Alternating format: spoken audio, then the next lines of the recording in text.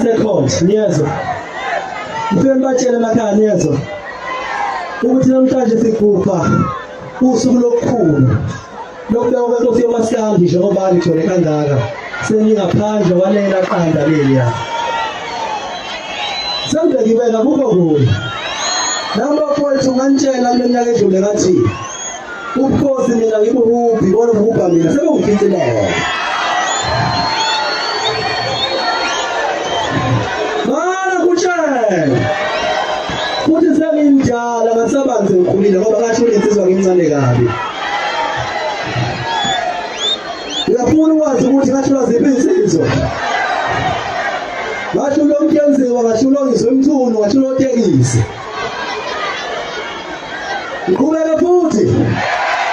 Ngubeka futhi